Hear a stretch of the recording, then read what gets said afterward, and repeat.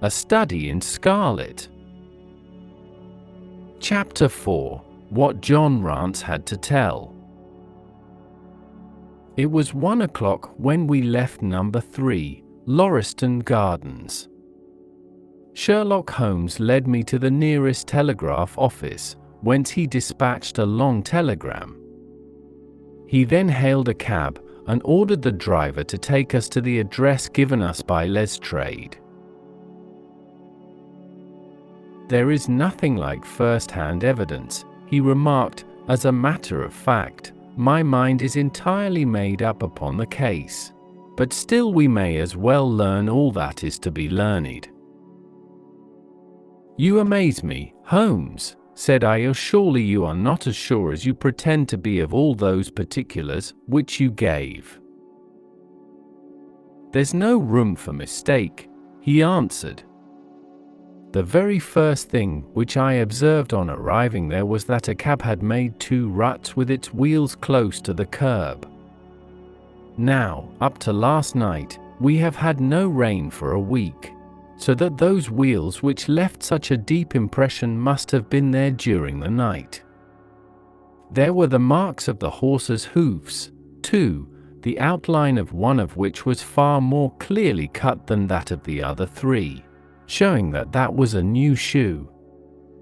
Since the cab was there after the rain began, and was not there at any time during the morning, I have Gregson's word for that.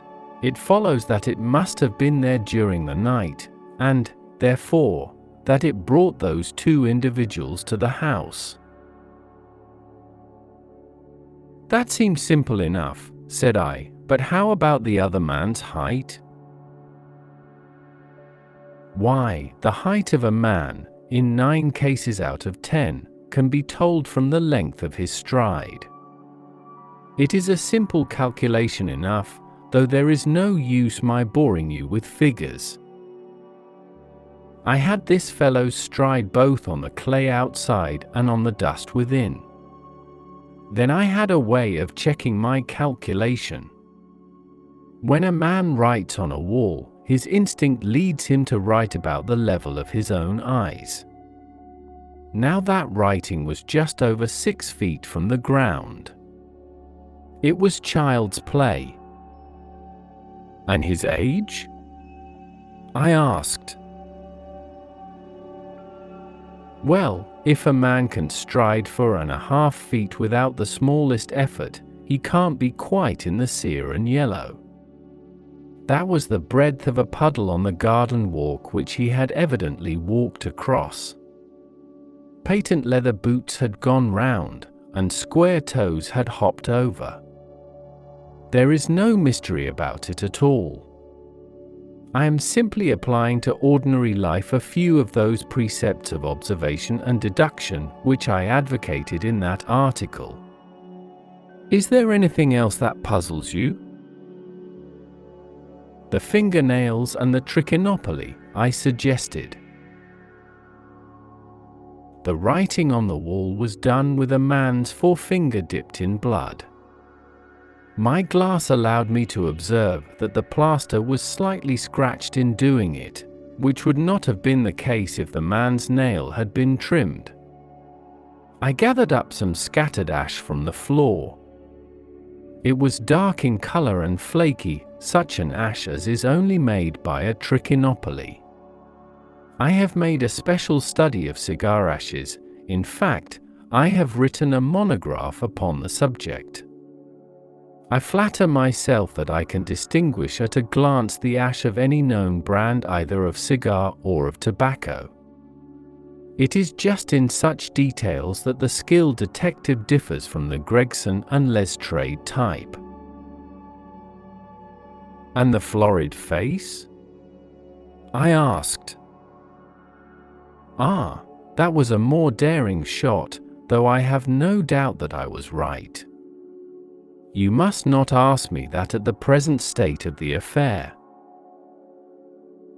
I pass my hand over my brow. "My head is in a whirl," I remarked.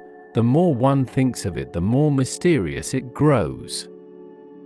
How came these 2 men, if there were 2 men, into an empty house. What has become of the cabman who drove them? How could one man compel another to take poison? Where did the blood come from? What was the object of the murderer, since robbery had no part in it? How came the woman's ring there? Above all, why should the second man write up the German word rash before decamping? I confess that I cannot see any possible way of reconciling all these facts. My companion smiled approvingly. You sum up the difficulties of the situation succinctly and well, he said. There is much that is still obscure, though I have quite made up my mind on the main facts.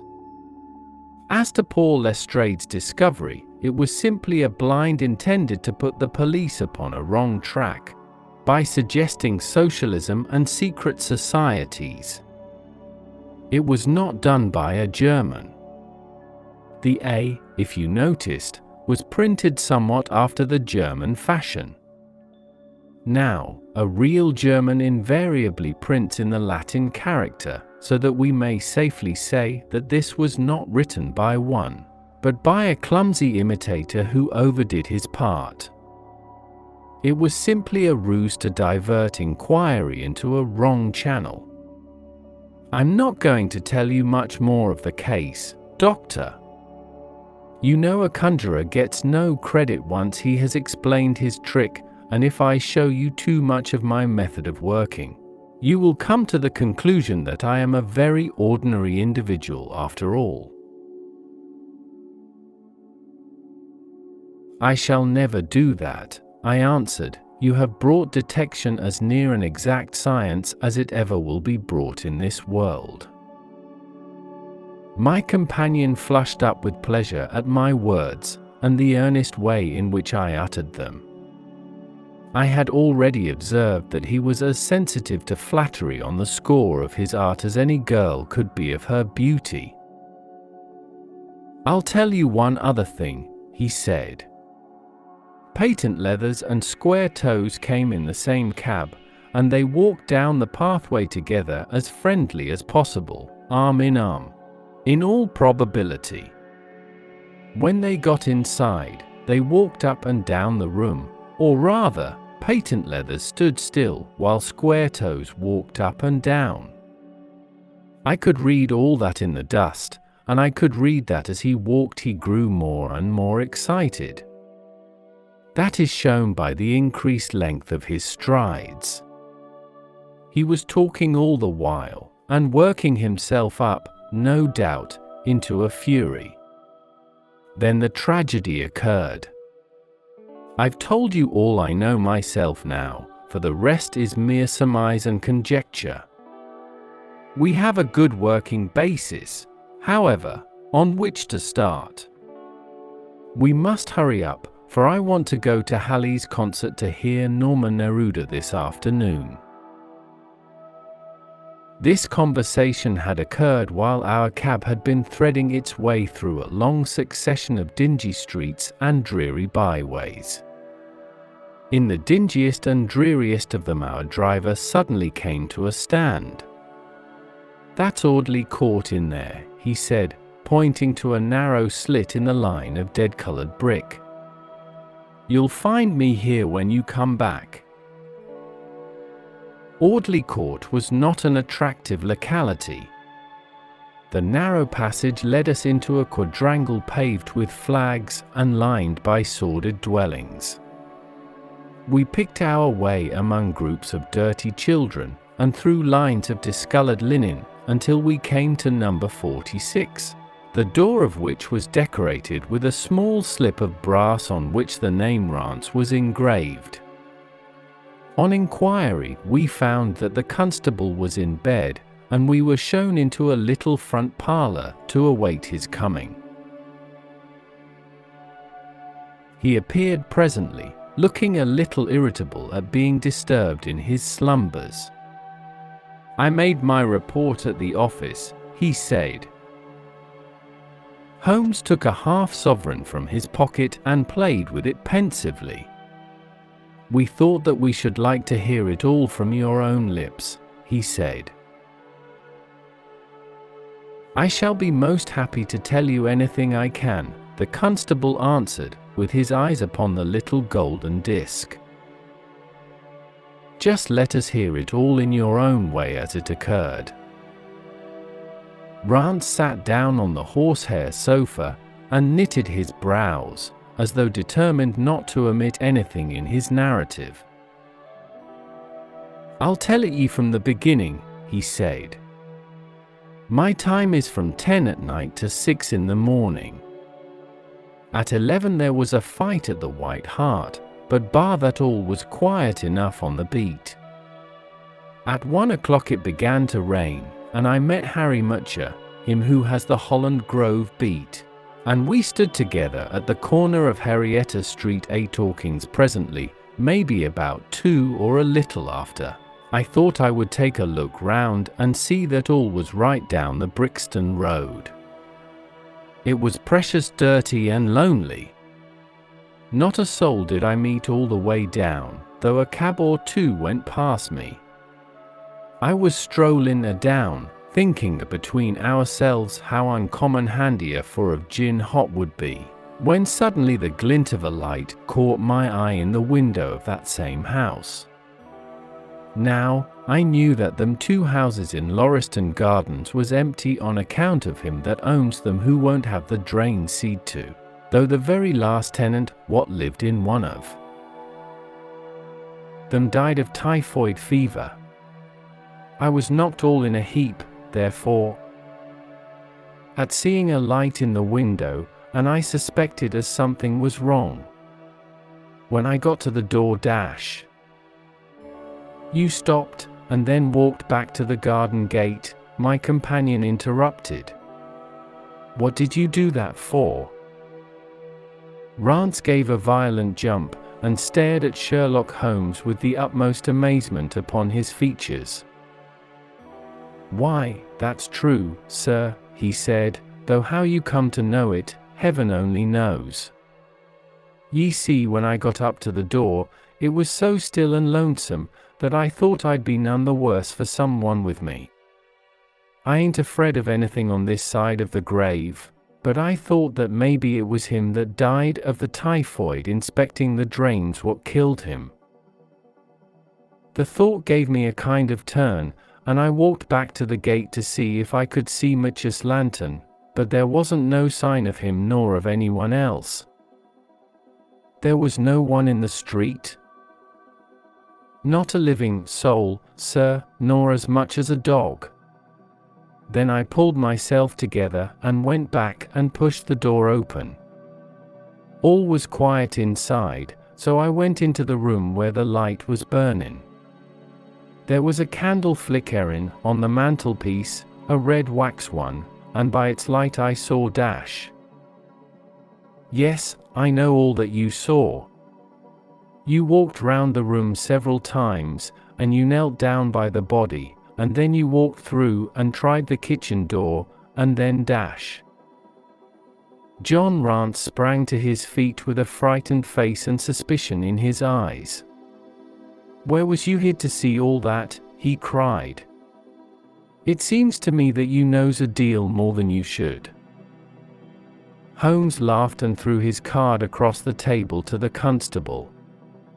"Don't get arresting me for the murder," he said. "I am one of the hounds and not the wolf. Mr. Gregson or Mr. Lestrade will answer for that. Go on, though. What did you do next?" Rance resumed his seat, without, however, losing his mystified expression. "I went back to the gate and sounded my whistle that brought Mitcher and 2 more to the spot." "Was the street empty then?" "Well, it was, as far as anybody that could be of any good goes." "What do you mean?" The constable's features broadened into a grin. "I've seen many a drunk chap in my time," he said, "but never anyone so crying drunk as that cove.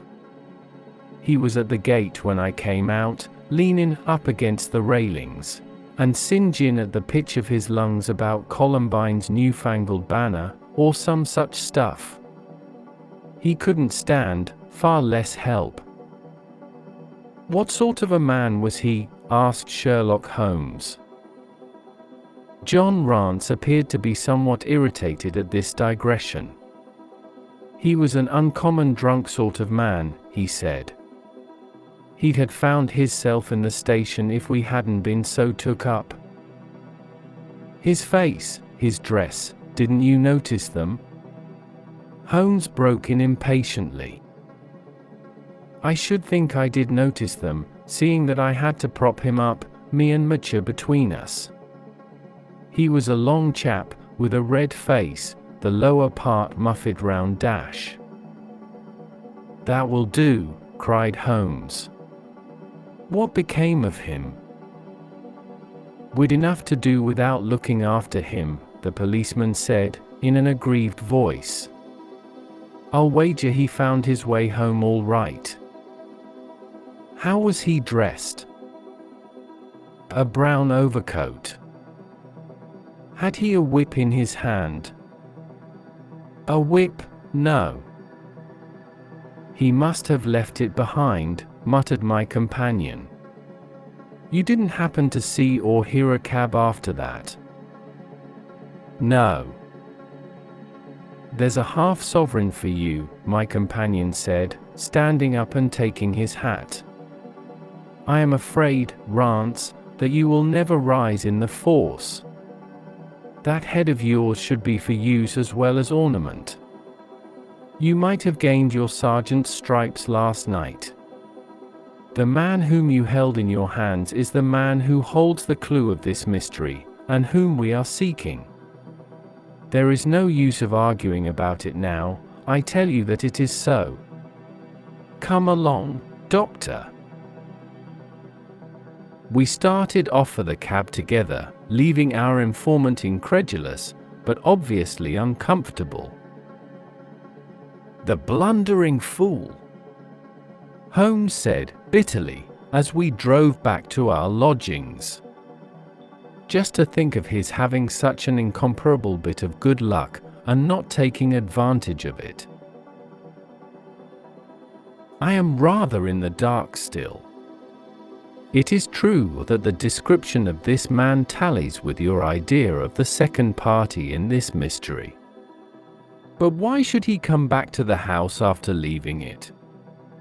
That is not the way of criminals. The ring, man, the ring, that was what he came back for.